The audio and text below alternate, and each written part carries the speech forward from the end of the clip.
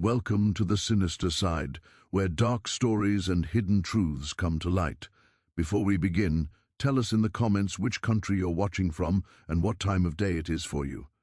Now, let's uncover the sinister side. Don't forget to subscribe and hit the bell so you never miss a chilling story. Long before the Baron's name became synonymous with fear, his estate already stood apart from the world, both geographically and morally. Nestled beyond the last marked roads, surrounded by dense forests and marshland that swallowed sound and light alike, the Baron's domain was not merely land. It was a sealed universe, governed by his will alone. Travelers avoided it. Maps often mislabeled it or left it blank entirely.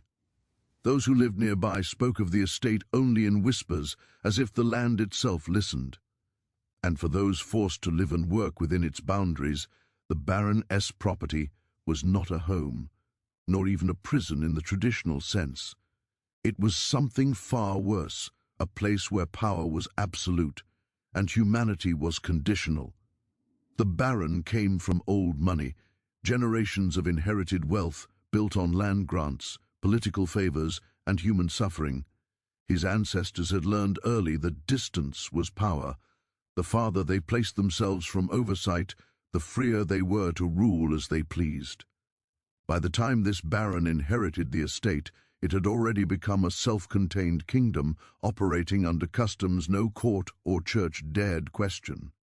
Officially, the Baron was a respected nobleman. Records described him as reserved, devout, even charitable. Taxes were paid, papers were filed. Inspectors rarely visited, and when they did, they were hosted lavishly and shown only what the Baron wished them to see. A clean facade hid rot beneath, but beyond the grand gates, massive iron doors that groaned like wounded animals when opened, another reality existed. The enslaved population was large, drawn from different regions and backgrounds. Some had been born into bondage on the estate, never knowing a world beyond it. Others had been purchased, traded, or seized during times of unrest. Their languages, beliefs, and customs varied. But one thing unified them: they belonged to the Baron completely.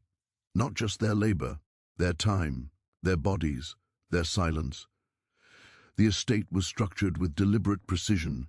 Fields stretched outward like spokes from a wheel, all leading back to the manor house at the center.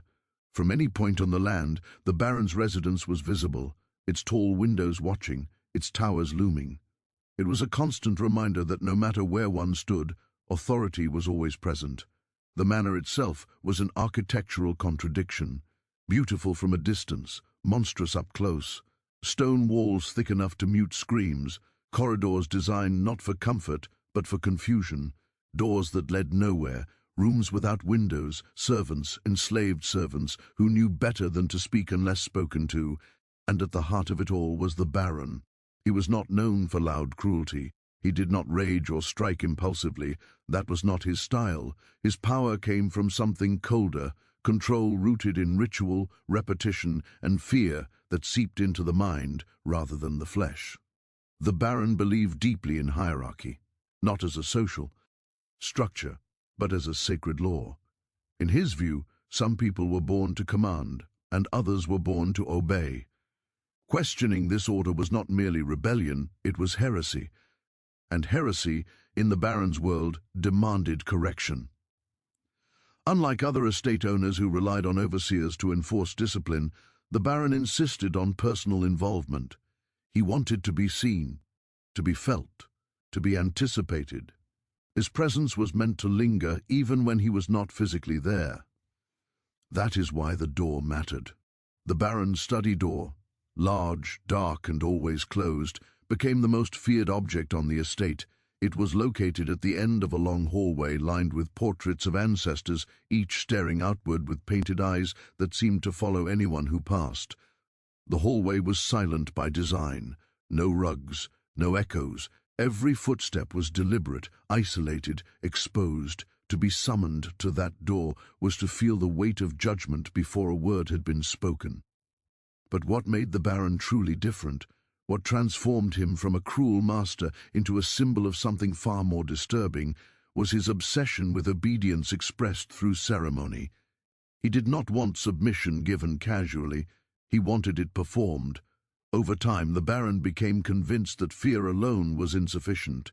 Fear could fade, pain could be endured, but humiliation, carefully ritualized and endlessly repeated, reshaped the mind.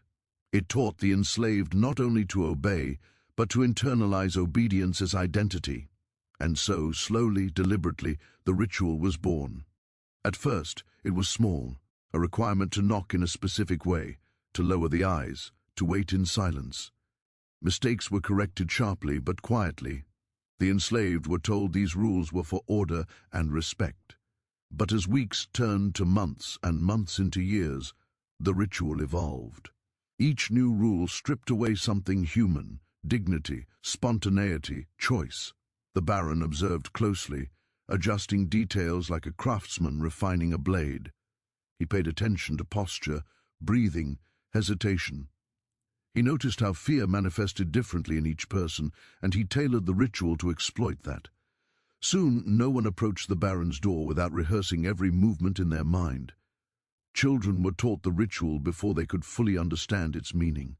Elders whispered corrections to the young, terrified that a mistake would not only bring punishment upon the individual, but collective suffering upon others. The ritual ceased to be an action. It became a condition of survival. What made it even more effective was its unpredictability. The Baron did not always summon people for wrongdoing. Sometimes there was no reason at all. A name would be called, a knock demanded, and the ritual would have to be performed perfectly every time. This uncertainty poisoned daily life. People lived not according to natural rhythms of work and rest, but according to constant readiness. At any moment, the door could demand them.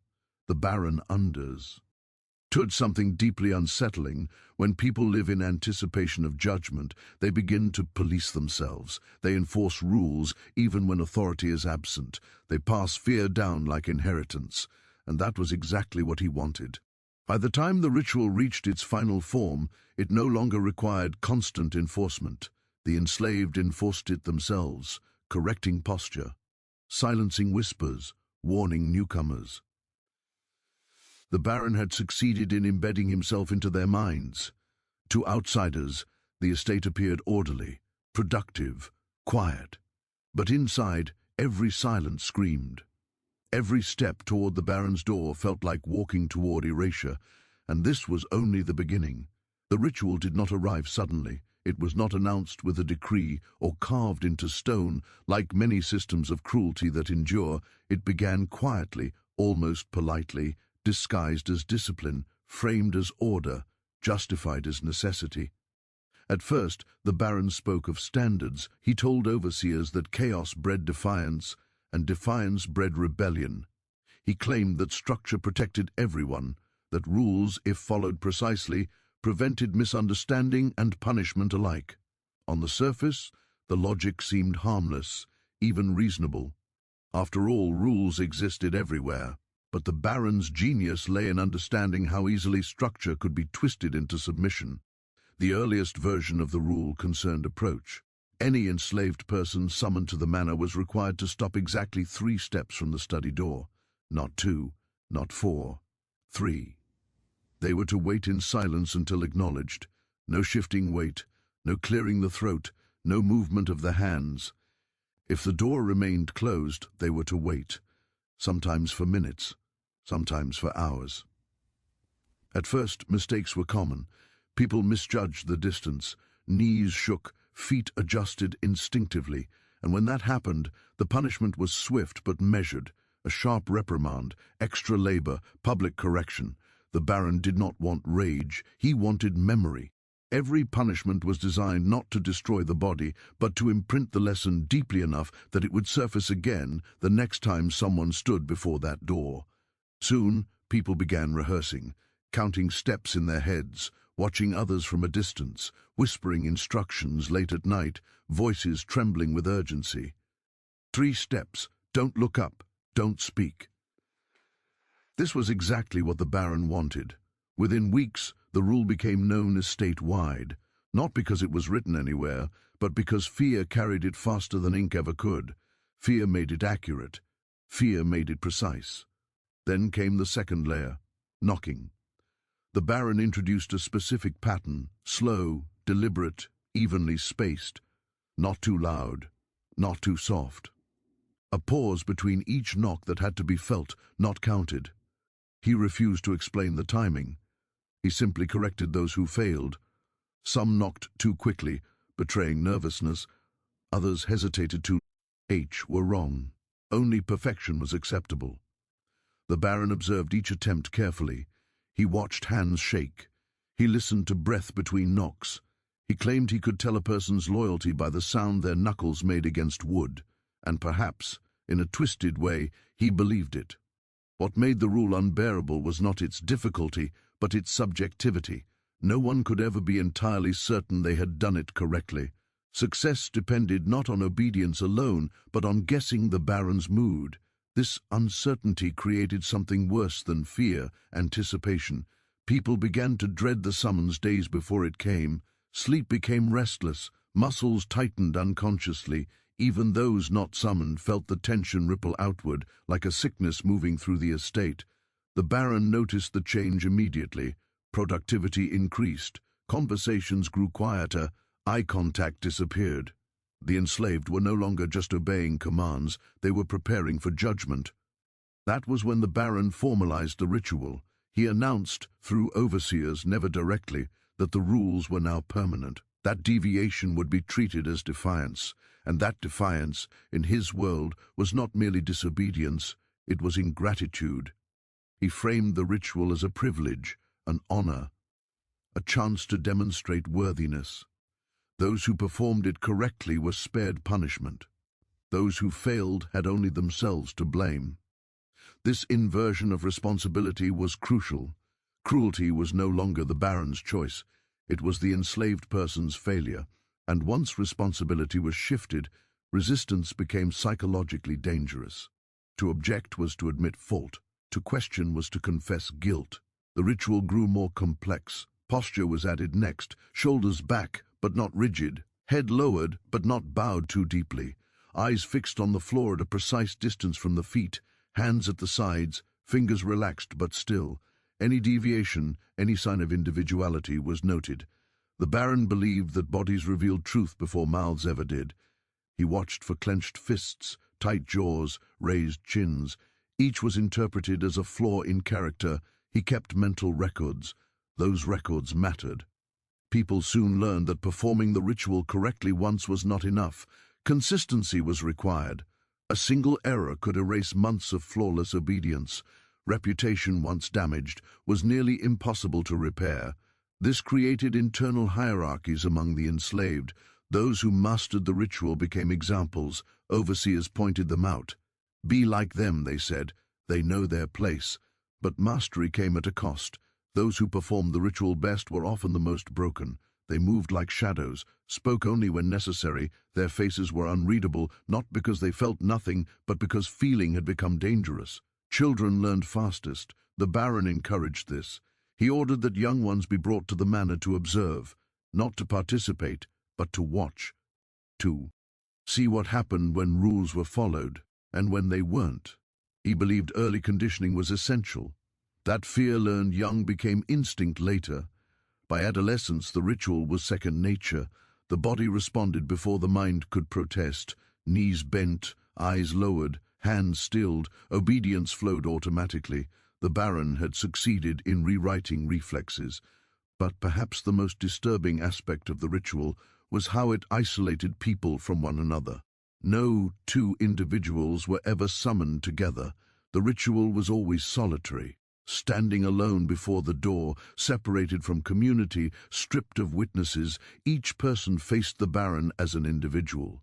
There was no shared suffering in that moment, no collective strength, only isolation. This prevented unity. People could not compare experiences, could not confirm whether their treatment was fair or excessive.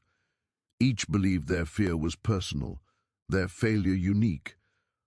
Isolation bred self-blame, and self-blame is one of the strongest tools of control. The Baron reinforced this by occasionally rewarding perfect performance. Extra rations, lighter work, small privileges given without explanation. These rewards created competition. People watched each other closely, not out of solidarity but suspicion.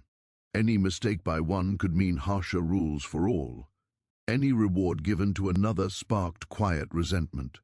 The ritual had done more than enforce obedience. It had fractured community, and that fracture was intentional. The Baron understood that united people resist, but divided people survive individually at the expense of others. As years passed, the ritual became mythologized. People told stories about it, how it began, what it meant, what mistakes were unforgivable. Some details were exaggerated, others softened, but the fear remained accurate. New arrivals learned the rules before learning the land. Elders corrected posture with trembling hands. Mothers rehearsed knocks with their children at night. Fathers warned sons never to raise their eyes. The ritual no longer belonged to the Baron alone. It lived inside the people, and that was his greatest achievement. By formalizing the rule, the Baron had transformed fear into tradition, cruelty into culture, obedience into identity. The door no longer needed guarding. The ritual guarded itself. The summons never came loudly. There was no bell rung across the estate, no public announcement, no dramatic gesture. Instead, the Baron's command arrived in the most unsettling way possible, quietly, personally, and without explanation.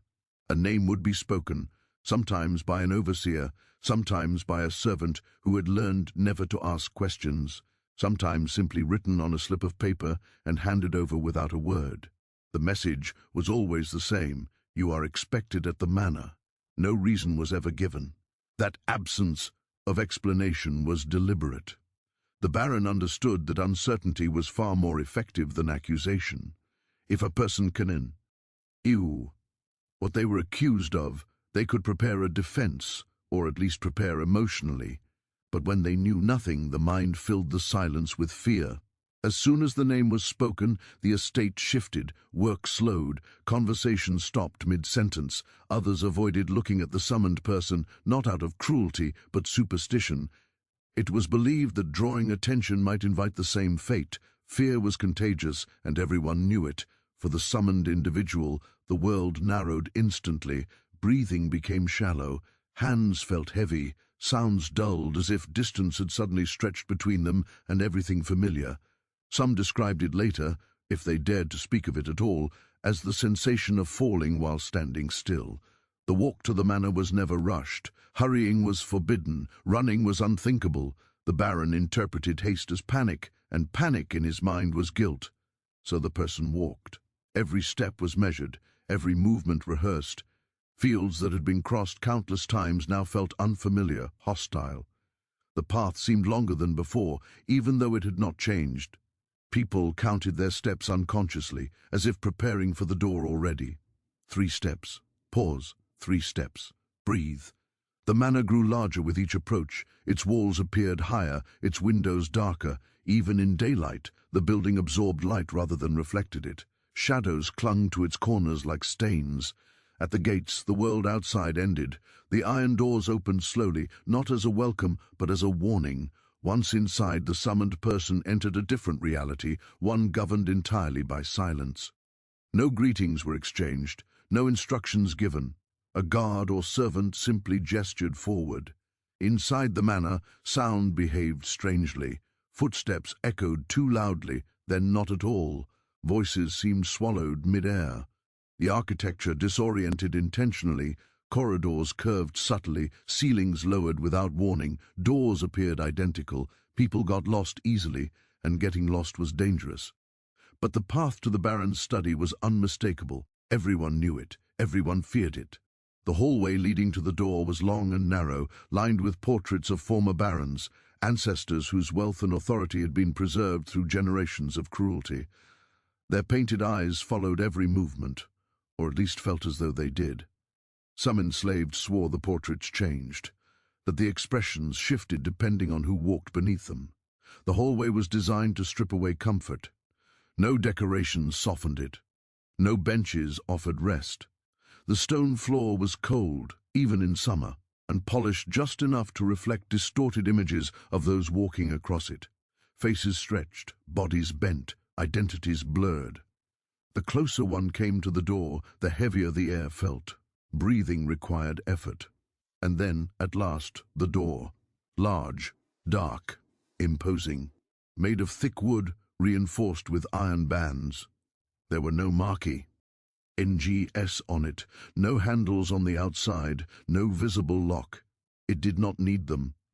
The door did not protect the Baron from the enslaved. It protected the enslaved from the illusion that they had power.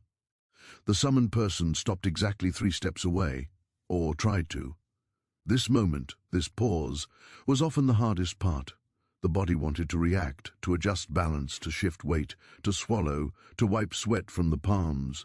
Every instinct screamed for movement, and every instinct had to be ignored. Standing still became an act of endurance. The silence was unbearable. Sometimes the Baron waited intentionally. Minutes passed, then more. Legs trembled, muscles burned, thoughts spiraled. What did I do? Was it something I said? Was it something I didn't say?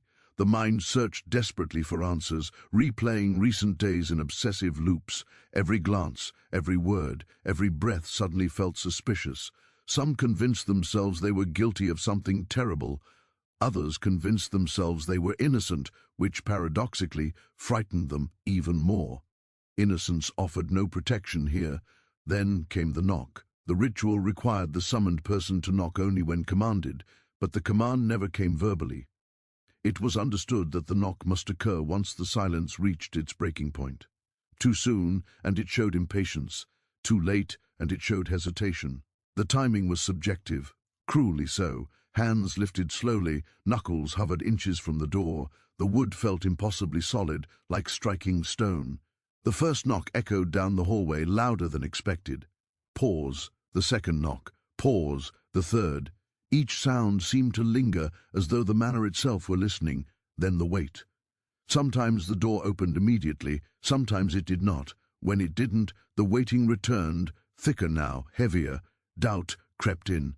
Had the knock been wrong? Too loud, too soft, too slow, too fast?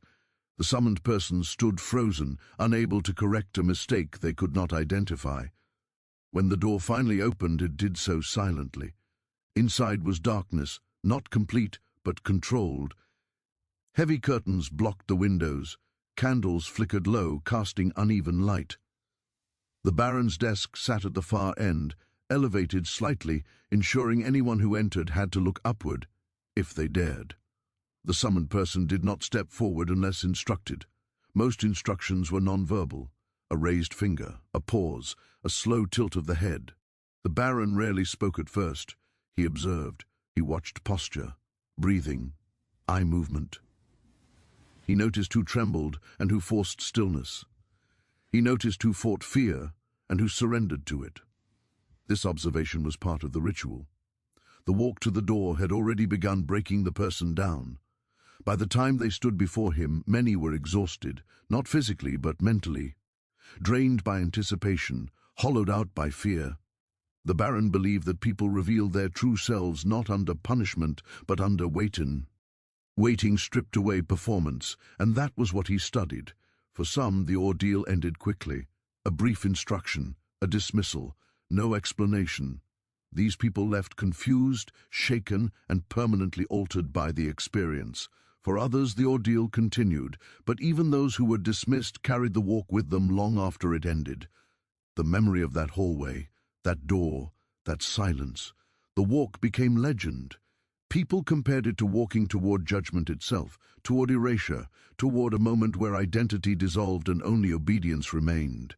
Children dreamed of it before ever experiencing it. Adults woke from nightmares, sweating, heart racing, convinced they heard their name being called. The Baron had succeeded again. He had transformed a simple act, walking, into a weapon that did not wound the flesh, but reshaped the mind. And worst of all, the walk was unavoidable. Everyone would take it eventually. Crossing the threshold into the Baron's study was not the end of the ordeal. It was the beginning. The door closed silently behind the summoned person, sealing them inside a space where time behaved differently. Outside, life continued. Fields worked, meals prepared, voices murmured. Inside the study, none of that mattered. The room existed solely for the ritual, and the ritual existed solely to unmake the individual standing within it. The Baron designed the room carefully. It was not large, but it felt immense. The ceiling rose higher than necessary, forcing the eye upward even when one tried to look down. The walls were bare stone, stripped of warmth or comfort. No windows were visible at eye level. Light entered only from above, diffused and indirect, making it impossible to judge the time of day. The desk stood at the far end, elevated just enough to establish dominance. Behind it sat the Baron, always still, always composed. He dressed simply, avoiding extravagance. He understood that excess distracted from authority, restraint amplified it. The ritual began before a word was spoken. The summoned person was expected to stop exactly at a mark on the floor, faint, nearly invisible but known. Missing it by even a fraction invited correction. Feet had to be aligned, weight evenly distributed, shoulders drawn back, head lowered to the precise angle that showed humility without suggesting mockery. Eyes were forbidden from meeting the Baron's, but they could not close either. Closing one's eyes was interpreted as withdrawal, refusal, concealment. The eyes had to remain open, unfocused, fixed on the floor. This position was called the stance. Maintaining it required constant effort. Muscles strained subtly. Balance wavered. The body rebelled quietly, begging for relief. But relief was not permitted. The Baron allowed the silence to stretch. He believed silence revealed character, that people spoke most honestly when words were denied them. He waited for discomfort to surface. Through trembling hands, shallow breathing, beads sweat tracing slow paths down temples. Only when the silence had done its work did the Baron speak. His voice was calm, almost gentle. State your purpose. This question was the first true test. The summoned person was not there by choice. They had no purpose of their own. But the ritual demanded an answer, and that answer had to follow a precise formula, learned through observation, rumor, and whispered instruction. To serve my lord, anything else was wrong. Too short, and it showed insolence. Too long, and it showed presumption. Any deviation, however minor, was noted. The Baron nodded, not in approval, but acknowledgement. Then came the gestures. The summoned person had to perform a sequence of movements, slow, deliberate, exact. A slight bow at the waist, timed with the Baron's breathing. Hands raised briefly, palms inward, then lowered. Knees bent just enough to signal submission, but never enough to kneel unless ordered. These gestures had no practical purpose. They were not rooted in tradition or religion. They existed solely to assert control. The Baron watched closely, correcting without emotion. Lower, slower, again. Each correction forced repetition. Each repetition deepened humiliation. The person was not allowed to ask what was wrong. They were expected to sense it, to intuit the Baron's expectations without guidance. This guessing was intentional. It kept the summoned off balance. It reminded them that perfection was defined not by rules, but by the Baron's will, and his will could shift at any moment. After the gestures came the words, a recitation, short, memorized, stripped of meaning through repetition. The words affirmed loyalty, gratitude, and acceptance of one's place. They were spoken softly, never above a measured tone. Voice mattered. Too strong, and it suggested pride. Too weak, and it suggested resentment. The Baron listened not for sincerity, but for submission. Some voices cracked, others shook uncontrollably. A few remained steady, not because the speaker felt calm, but because fear had hardened into something colder. Those voices concerned the Baron most. He believed that visible fear was honest. Controlled fear suggested resistance. When the recitation ended, a summoned person had to wait again. This pause was unpredictable, sometimes brief, sometimes agonizingly long. The Baron might shuffle papers, write notes, stare without blinking. During this time, movement was forbidden. No shifting, no swallowing, no wiping sweat from the eyes. The body suffered quietly. Legs burned, backs ached, vision blurred. Some people fainted during this phase, collapsing where they stood. When that happened, they were not helped. They were removed later, unconscious or not, and their failure recorded. Fainting was considered weakness, and weakness, in the Baron's world, was dangerous. Those who remained standing faced the final element of the ritual, judgment. The Baron would speak, sometimes only a sentence, sometimes a single word, acceptable or insufficient. The difference between the two could not be predicted. Acceptable did not mean safe. It meant survival, for now. The summoned person would be dismissed without explanation, left to wonder what they had done right and how long it would last. Insufficient meant consequence, but even consequences followed ritual. The Baron never punished immediately. Immediate punishment satisfied anger, not control. Instead, he delayed. He allowed the person to return to their duties, carrying dread with them. The punishment would come later, publicly or privately, ensuring maximum impact. This delay amplified fear across the estate. No one knew when judgment would fall, or on whom. The ritual ended as it began, with silence. The summoned person was dismissed with a slight gesture. No farewell, no acknowledgement. They were expected to back away slowly, never turning their back on the Baron until reaching the door. Only once outside could they breathe freely again. Many wept in private afterward, others went numb. Some remembered nothing at all, their minds protecting them by erasing details. But the body remembered, the stiffness, the trembling, the exhaustion, and the next time their name was called, the ritual became harder, not easier. Memory compounded fear, anticipation sharpened it. The Baron understood this perfectly. He believed the ritual refined people, that it separated the obedient from the defiant, that it revealed worth. But the truth was darker. The ritual erased individuality. People stopped expressing themselves entirely. Laughter disappeared. Spontaneity vanished. Creativity withered. Life narrowed to survival. The Baron did not need chains. He had posture, he had silence, he had repetition.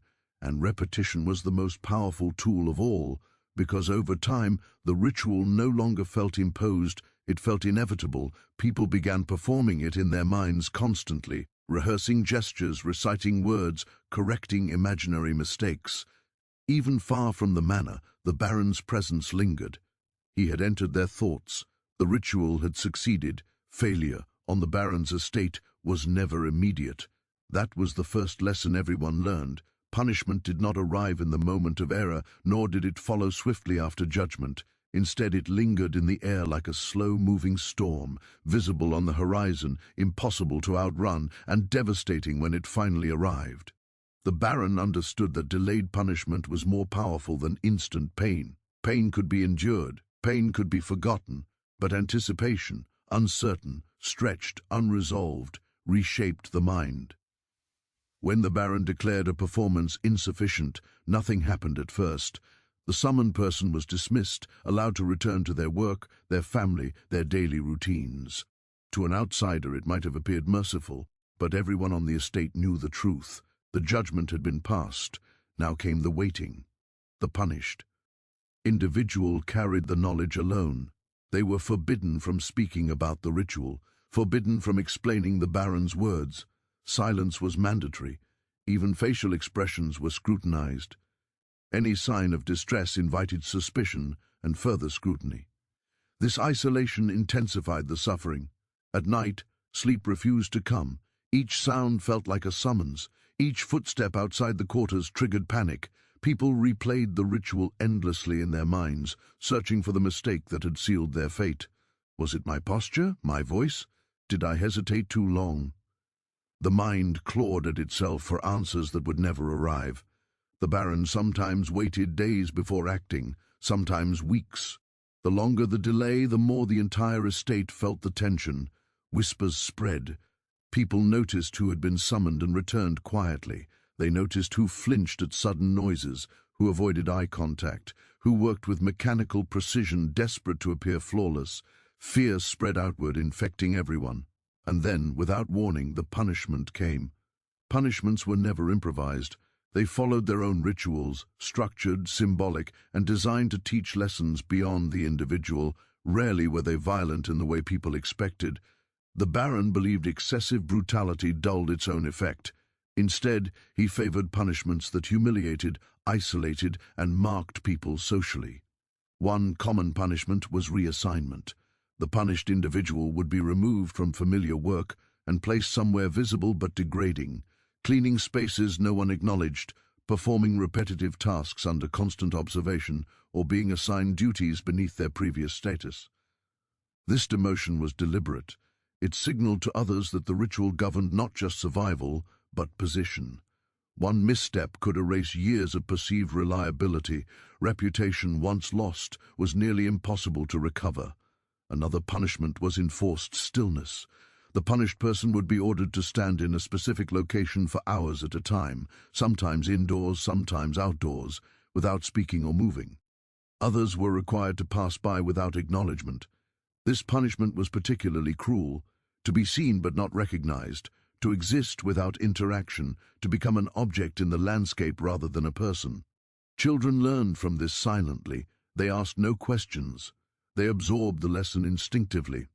Some punishments involved restriction rather than addition: reduced food, limited rest, removal from communal spaces.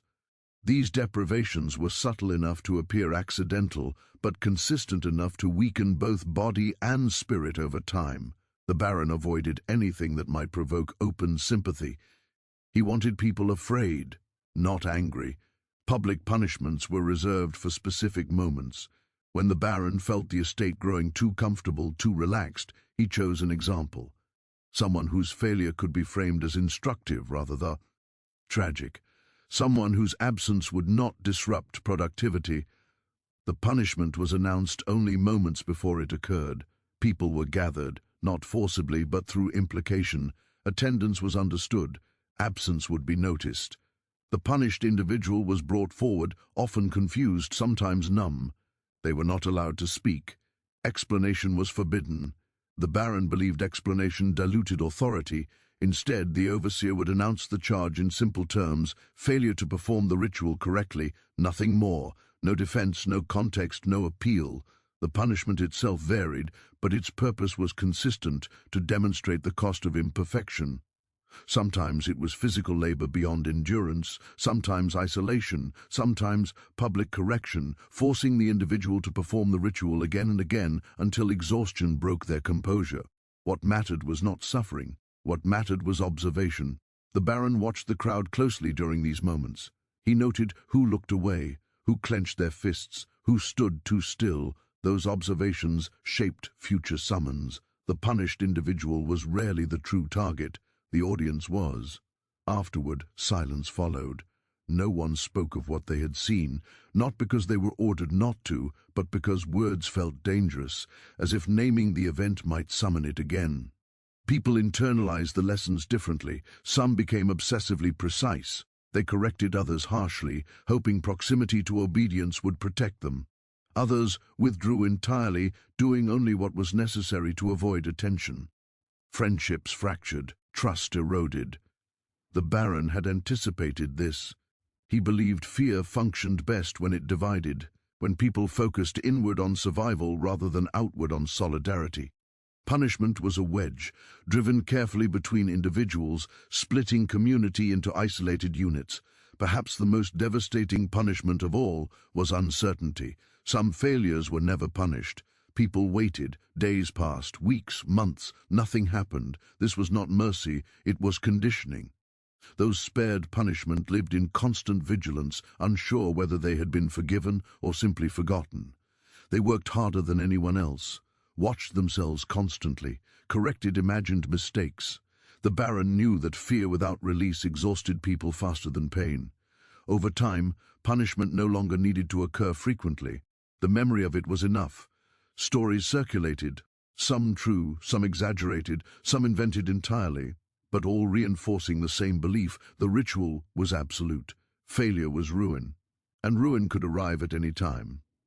People began to blame themselves preemptively. Even before being summoned, they assumed guilt. They apologized for imagined wrongs. They lowered their eyes automatically. They performed the ritual in private spaces, rehearsing as if their lives depended on it. In a sense, they did. The Baron had achieved something terrifyingly epic. Ient. He had created a system where punishment was no longer required to enforce obedience. The possibility of punishment was sufficient. Fear had become self-sustaining. And yet, despite all of this, something unexpected began to stir beneath the surface. Tiny, fragile, almost invisible. A question, not spoken aloud, not even fully formed, but present. What if the ritual only worked because everyone believed in it? That question would take years to grow, and many would never allow themselves to think it, but it existed. Quietly, dangerously. The Baron eventually realized something that separated him from lesser masters of cruelty. Fear alone was unstable. Fear could ignite rebellion if it became too sharp, too visible, too unjust. Pain could harden people. Even punishment, when repeated too openly, could teach endurance instead of obedience. But humiliation, quiet, internalized, endlessly repeated, did something far more effective. It rewrote identity. The ritual was never truly about discipline. It was about transformation. It was designed not to punish mistakes, but to make people believe they themselves were the mistake. Humiliation worked slowly. It did not arrive with screams or force. It arrived through posture, through silence, through the endless demand to perform submission perfectly, knowing perfection was impossible. Every time someone stood before the Baron and failed, even slightly, they absorbed a message deeper than any blow could deliver: you are inadequate. Not because of what you did, but because of who you are. Over time, this message took root. People stopped thinking of themselves as individuals with strengths, histories, and value. They began to think of themselves as variables, acceptable or insufficient, correct or flawed, worthy of survival or deserving of consequence. The Baron encouraged this mindset subtly. He never called the enslaved by name during the ritual. Names implied identity. Identity implied humanity. Instead, he referred to them as you or not at all. Silence replaced recognition. To be seen without being acknowledged was one of the most powerful humiliations on the estate. It taught people that existence did not guarantee significance, that they could be present and still invisible, and invisibility was safer. People learned quickly that standing out, through confidence, skill, or even kindness, invited attention. Attention led to summons. Summons led to the door, so they learned to shrink. Voices softened, movements slowed, expressions flattened. People trained themselves to occupy as little space as possible, to become forgettable. This self-erasure was not ordered. It was chosen, and that made it permanent. The ritual reinforced this daily. Even when someone was not summoned, they felt its presence. They corrected their posture unconsciously, lowered their eyes automatically, measured their tone when speaking to anyone in authority. The Baron no longer needed to watch constantly. People watched themselves. Iliation also reshaped relationships. The ritual demanded solitude. Failure was personal. Punishment was individualized. This isolation ensured that shame could not be shared. Shared suffering creates bonds. Private shame dissolves them. People stopped confiding in one another. They feared that admitting weakness might mark them as dangerous, or worse, tempt others to distance themselves for safety. Compassion became risky. If someone showed empathy toward a punished individual, it could be interpreted as sympathy for failure. Sympathy suggested disagreement. Disagreement suggested defiance, so people learned to look away, not because they were cruel, but because survival required distance. The Baron observed this fragmentation with satisfaction. He had always believed that unity was the enemy of control. The ritual had shattered it without force. Humiliation also distorted memory. Those summoned repeatedly began to question their own perceptions. The Baron's corrections were vague, inconsistent, sometimes contradictory. One day a posture was acceptable, another day it was insufficient. This inconsistency was intentional. It taught people that their judgment could not be trusted, that only the Baron's interpretation mattered. Over time, people stopped relying on their own understanding of right and wrong. They deferred instinctively. This was psychological dependence. The Baron became not just an authority, but the measure of reality itself. People began asking permission for things they had once done freely, speaking less, moving less, thinking less. Thought itself became dangerous, because thought led to questions, and questions led to doubt. Humiliation reached its deepest level when people began to feel gratitude for survival. Those who were declared acceptable after the ritual felt relief so intense it bordered on thankfulness, not because the experience was humane, but because it could have been worse. This gratitude confused the mind. It blurred the line between mercy and cruelty, between relief and loyalty. People began to associate safety with obedience, not just behaviorally, but emotionally. They felt calmer when following rules, even absurd ones, anxious when acting freely. Freedom began to feel dangerous. The Baron had succeeded in redefining normalcy. Humiliation also affected how people viewed the Baron himself. He was rarely overtly cruel. He did not shout. He did not strike impulsively. Compared to stories of harsher masters elsewhere, he seemed restrained.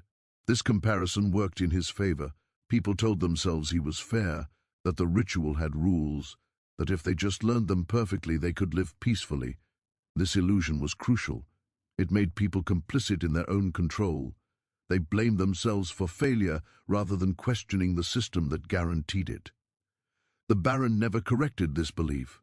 He nurtured it. He occasionally allowed someone to rise, granting slightly better work, small privileges, symbol. I see recognition. These individuals became living proof that obedience worked. They also became cautionary figures, because their status was fragile. Everyone knew one mistake could destroy them. This constant precarity kept ambition low and compliance high. Even humor disappeared under humiliation. Laughter became rare, and when it happened it was subdued, cautious. People laughed quietly, checking their surroundings instinctively. Joy felt like exposure, celebrations faded, stories shortened, songs softened until they were barely audible. The estate grew quiet, not because people were content, but because silence felt safe. The Baron's greatest success was not the ritual itself, it was what came after. The ritual planted humiliation. Humiliation grew into self-regulation. Self-regulation evolved into belief. People believed they deserved their position. Belief is the strongest chain of all, and yet, despite this total control, humiliation had a flaw. It relied on internalization, and what is internalized can sometimes be questioned. Very rarely, in moments of exhaustion or private reflection, a thought surfaced: why does standing this way matter? Why does silence mean obedience? Why does one person decide worth? These thoughts were dangerous. Most people crushed them immediately, terrified of their own minds. But a few did not. A few held on to the questions quietly, carefully, as if protecting a fragile ember from wind. They did not speak, they did not resist openly, they simply observed. And observation, over time, led to understanding. Understanding led to something else. Resistance did not arrive with raised voices or broken chains. It arrived with pauses, with glances held a second too long, with hands that hesitated, not in fear but in thought. It arrived quietly, disguised as fatigue, hidden beneath obedience so practiced it appeared sincere. That was the only way it could survive. On the Baron's estate, open rebellion was unthinkable. Everyone understood the cost. Punishment was not merely personal, it was contagious. One act of defiance could ripple outward, tightening control on everyone else. So resistance adapted. It learned to speak in whispers. The first cracks appeared in routine, small things, almost invisible. Someone would stop exactly 3 steps from the door, but place their foot just slightly differently than instructed. Someone would lower their head to the correct angle, but allow their eyes to focus rather than blur. Someone would perform the gestures flawlessly, but breathe steadily instead of shallowly. None of these acts violated the ritual, but they changed its meaning. The Baron had designed the ritual to induce fear, to force the body into submission before the mind could follow. But those who began to resist learned something crucial. Fear required belief, and belief could be weakened. These individuals did not refuse the ritual. That would have been suicide. Instead, they performed it without surrender. They memorized EV, eerie rule, every gesture, every pause, and then executed them with precision so exact it denied the Baron what he truly wanted. Fear. At first the Baron did not notice. Those summoned most often were already deeply conditioned. Their performances were predictable, but over time, patterns emerged. A few individuals showed no visible deterioration, no trembling, no exhaustion. They performed perfectly, consistently, too consistently. This unsettled the Baron. He believed fear revealed truth. Calm suggested resistance, but he could not punish calm without exposing the arbitrary nature of his system, so he watched, and those being watched learned to watch back. Information became Resistance's most powerful tool.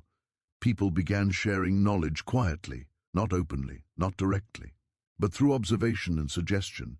A slight nod meant, "Hold your breath longer." A whispered phrase meant, "Pause before the third knock." A child repeating a rhyme learned not for play, but for timing. Elders taught the ritual differently, not as obedience, but as performance. They reframed it in secret. This is not who you are, this is what you do to survive. That distinction mattered, it preserved identity.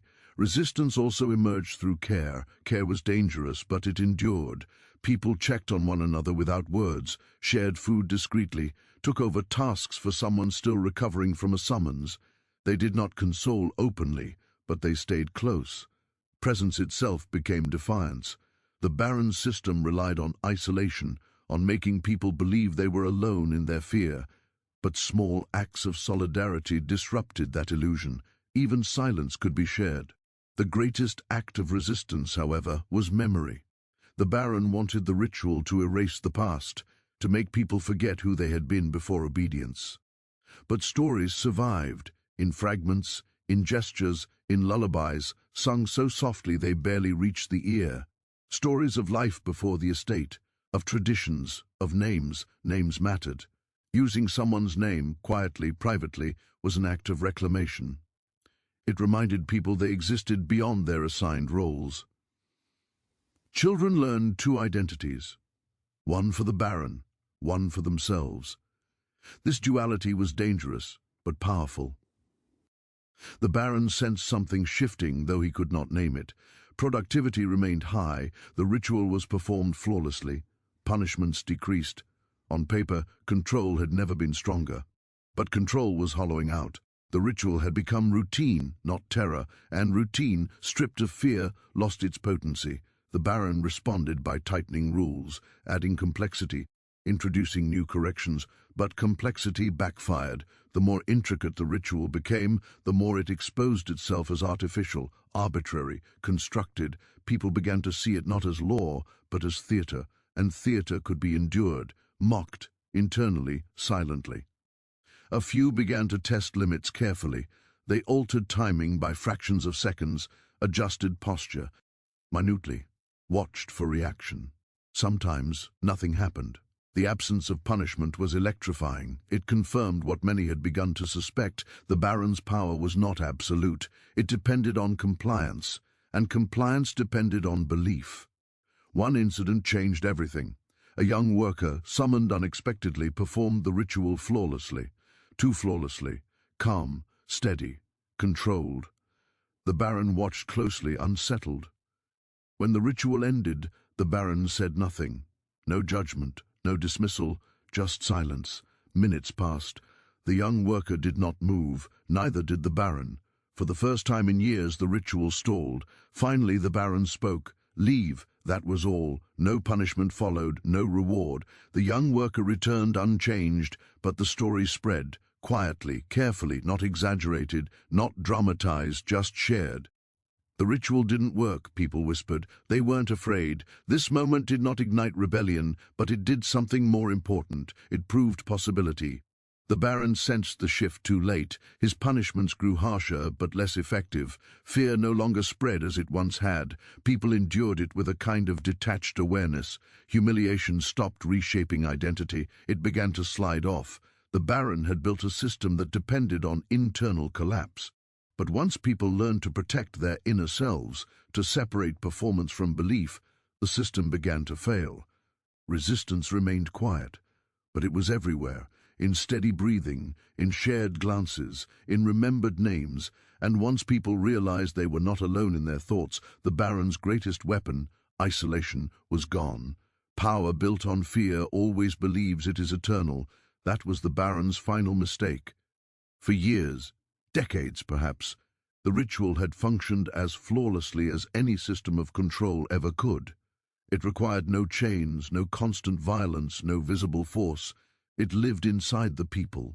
It shaped posture, thought, identity. It turned obedience into instinct. But systems like this do not collapse all at once. They decay, slowly, quietly, almost politely. By the time the Baron sensed that something was wrong, the ritual was already hollow. Outwardly, nothing had changed. The summons continued. The walk to the door remained silent and precise. The gestures were executed perfectly, the words spoken without error. But the fear was gone, and without fear the ritual was nothing more than a sequence of empty movements.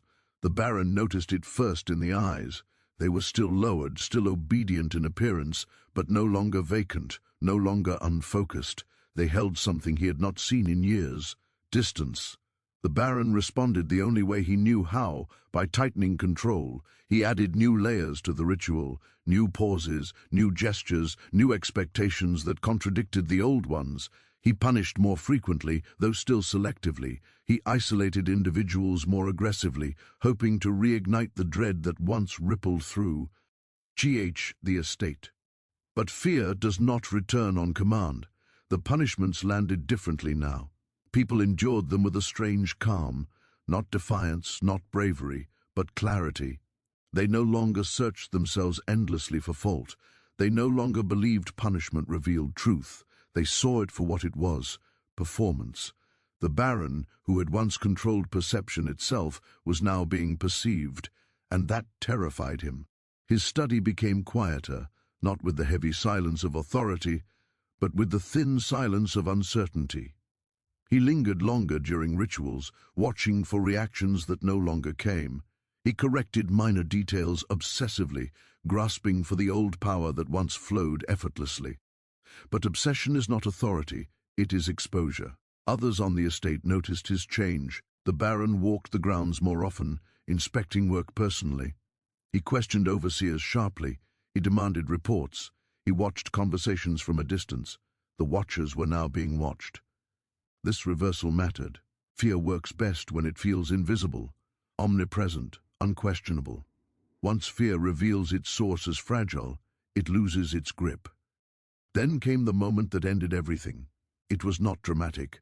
There was no uprising, no shouting, no storming of the manor, just a summons. An elder, someone who had performed the ritual more times than most, was called to the door.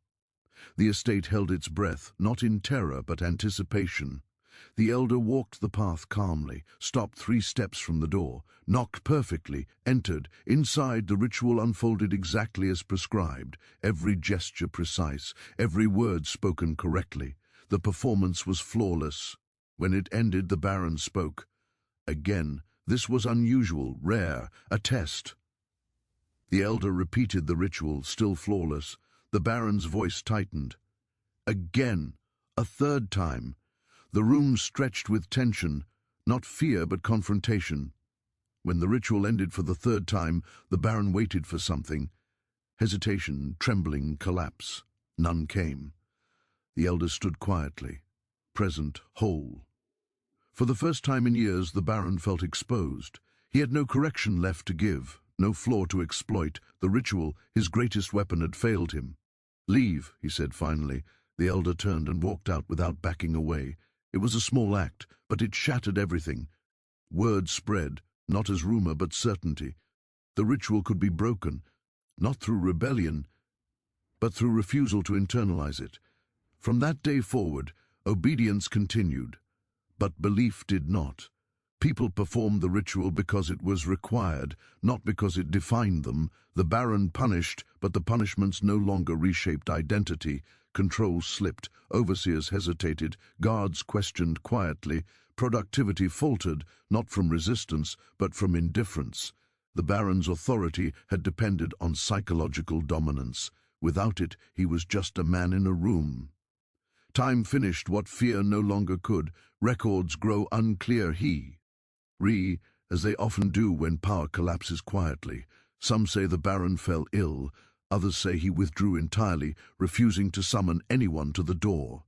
A few claim inspectors finally arrived and found an estate strangely compliant, eerily calm, its master isolated and diminished.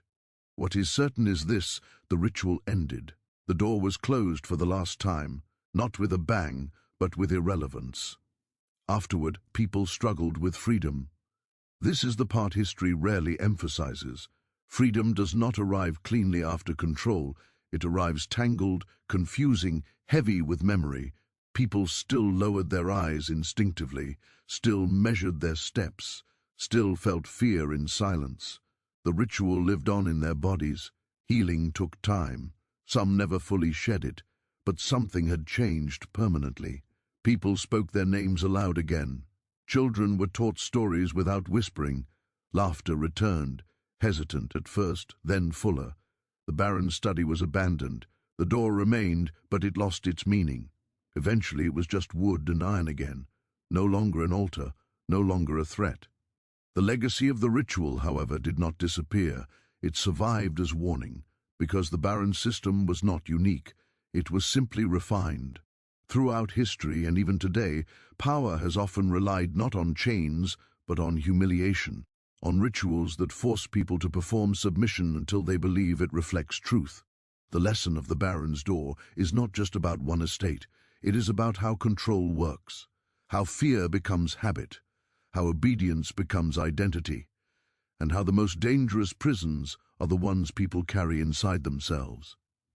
But it is also about something else: resilience, the quiet kind, the kind that survives by remembering who you are beneath performance, the kind that waits patiently until fear exhausts itself. The Baron believed he owned bodies. For a long time, he owned minds too.